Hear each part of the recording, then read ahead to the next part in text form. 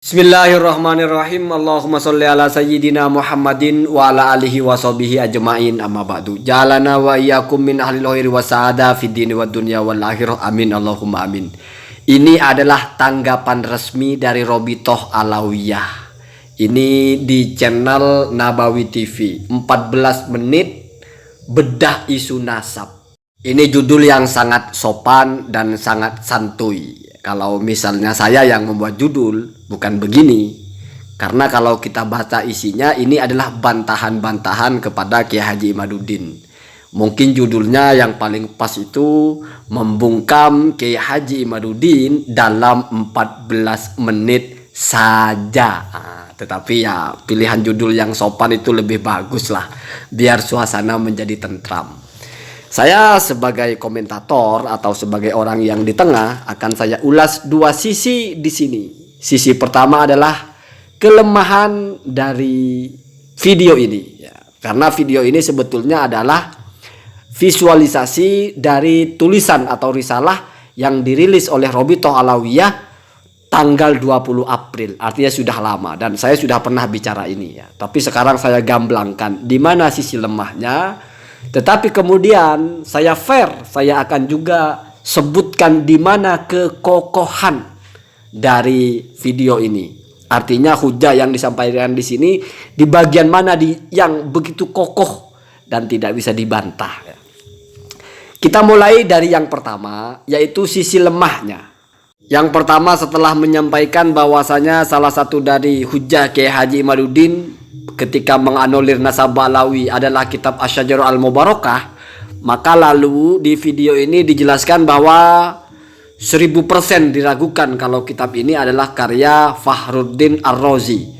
Nah, di sini sangat lucu sekali, ya. Perhatikan di mana lucunya.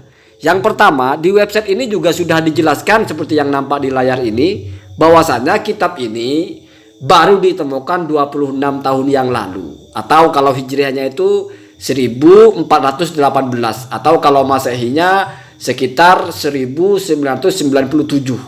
Artinya sekitar 860 tahun setelah Ar-Razi wafat baru kitab ini ketemu. Nah, perhatikan ini ya, ini sudah disepakati.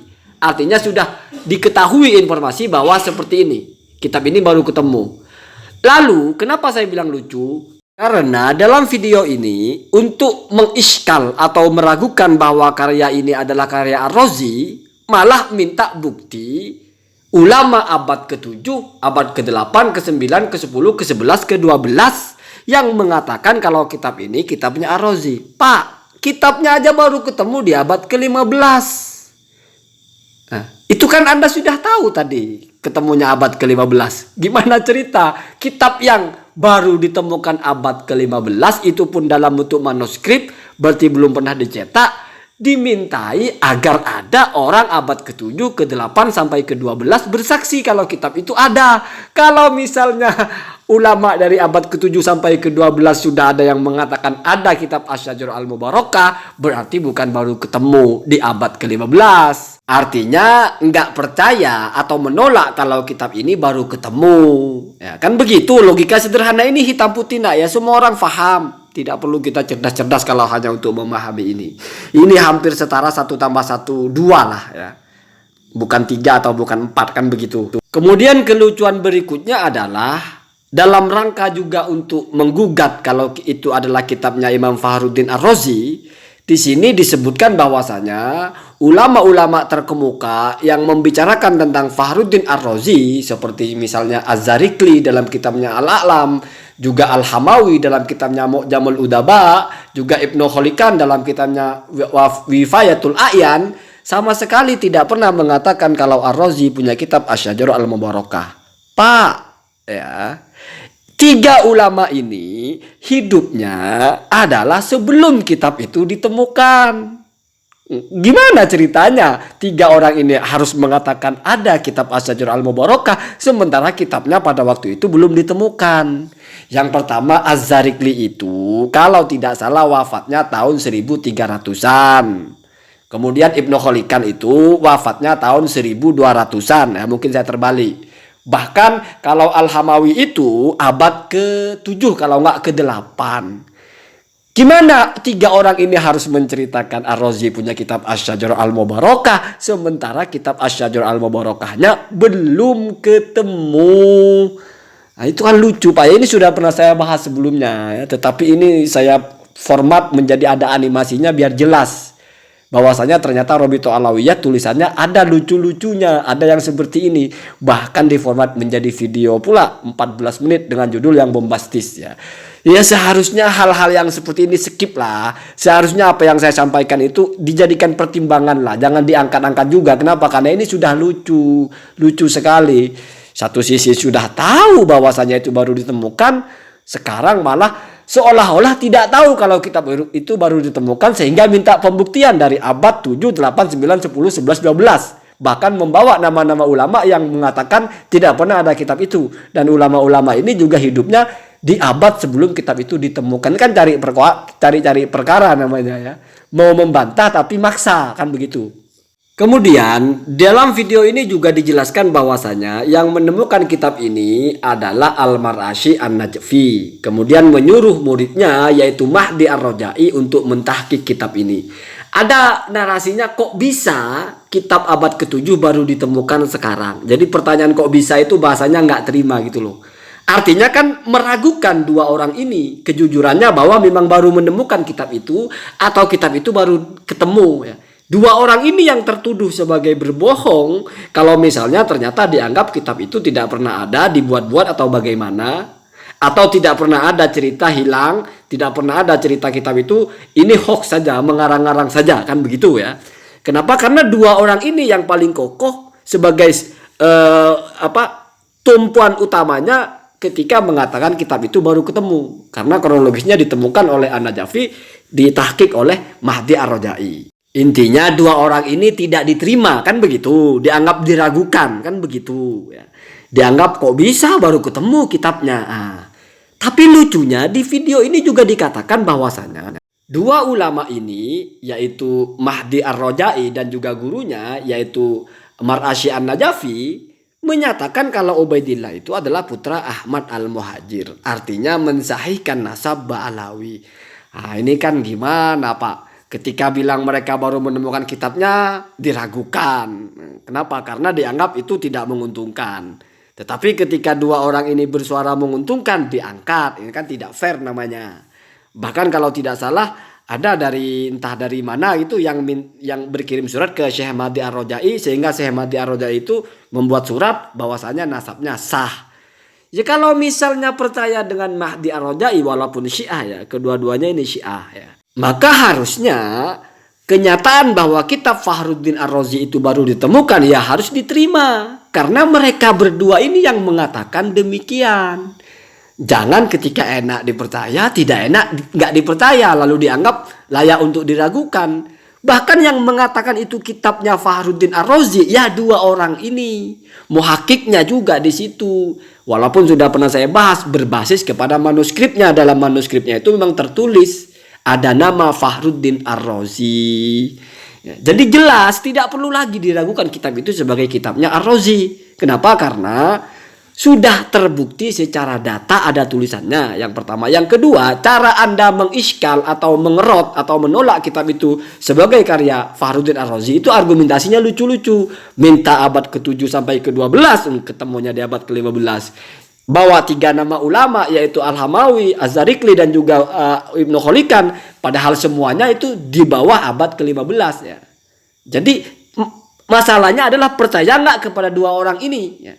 Dan juga percaya nggak kepada manuskripnya. Kalau percaya kepada manuskripnya ya terima. Kalau juga percaya kepada 2 orang ini ya terima ya. Kalau tidak percaya kepada 2 orang ini berarti isbat mereka bahwa nasab Anda tersambung juga jangan diterima. Kenapa? Karena namanya tidak percaya kan berarti menganggap tidak kredibel, tidak layak diikuti, kan begitu. Sekarang kita masuki kepada kelucuan yang ketiga ya. Di sini dijelaskan bahwasanya ada satu alasan juga yang membuat 1000% diragukan kitab ini sebagai karya Ar-Razi. Ar-Razi itu adalah ulama Ahlussunnah wal Jamaah. Tetapi kok dalam kitab ini ada tulisan yang seolah-olah itu adalah ditulis oleh ulama Syiah atau ulama yang berakidah Syiah. Khususnya dalam masalah Imam Mahdi ya. atau Al-Mahdi Al-Muntadhor. Nah, perhatikan itu yang dijadikan dasarnya ya. Amal Hasan Al-Askari. Adapun Hasan Al-Askari, lalu ada tulisan Al-Imam. Nah, ini dianggap ini imam yang ke-12. Itu kan akidahnya ulama Syiah Imamiyah yang ada imam ya. Falahu ibnani wa bintani. Maka dia punya 2 putra dan 2 putri. Amal ibnani, adapun 2 putranya, fa ahaduhuma, maka yang pertama sahibuz zamani, yaitu yang bergelar sahibuz zaman, ajjalallahu ta'ala farjahu. Perhatikan, ajjalah, semoga Allah menyegerakan ya farjahu, kepada melepasnya atau melepas belenggunya. Jadi ini seolah-olah akidahnya Al-Mahdi itu sudah ada, cuma masih terbelenggu atau masih terkurung atau masih apa. Semoga Allah cepat melepaskannya. Kalau kita perhatikan, ajjala itu dalam gramatikal bahasa Arab tentunya disebut jumlah i'tiradiyah, yaitu satu jumlah yang tidak berkaitan dengan maksud yang ingin disampaikan dalam konteks itu. Jadi jumlah tersendiri ya. Sama dengan misalnya kita berkata qala Rasulullah sallallahu alaihi wasallam. Nah, sallallahu alaihi wasallam itu enggak ada kaitannya dengan apa yang ingin kita sampaikan. Kita ingin menyampaikan hadis Nabi innamal a'malu binniyat misalnya. Qala Rasulullah sallallahu alaihi wasallam innamal a'malu binniyat. Kita ingin menyampaikan hadis Nabi, sesungguhnya perbuatan itu tergantung niatnya. Nggak berkaitan dengan sallallahu alaihi wasallam. Artinya itu bisa jadi tambahan saja. Dalam hadis manapun tidak pernah ada sallallahu alaihi wasallam. Nah, sama juga dengan di sini. Ini bisa jadi tambahan dari muhakkiknya. Karena muhakkiknya memang Syiah. Yang menemukannya pun An-Najafi juga Syiah. Jadi ketika disebut orang yang menurut mereka adalah Imam Mahdi, ditambahilah doa ajjalallahu farjahu. Saya kasih gambaran sederhana. Misalnya Maman punya kitab. Di situ dalam kitabnya Maman menulis Mukidi pergi ke pasar. Mimin ini menulis ulang kitabnya Maman, di mana di situ ada tulisan Mukidi pergi ke pasar. Bedanya ketika Maman menulis Mukidinya masih hidup. Soalnya Mukidinya itu bertetangga ya, masih kelihatan pergi ke pasar. Lalu ketika Mimin mau menyalin atau mau mengulang ucapan Maman, kebetulan Mukidinya sudah mati. Maka Mimin ada tambahan mesti bahasanya. Misalnya Mimin berkata, Maman pernah mengatakan bahwa Mukidi Allah yarham. Nah, tambahan Allah yarham itu wajar dan bukan berasal dari Maman, tapi berasal dari Mimin yang menukil ucapan Maman. Kenapa ada tambahan? Karena ketika Mimin menukil sudah mati Mukidinya. Begitu kira-kira ya gampangnya.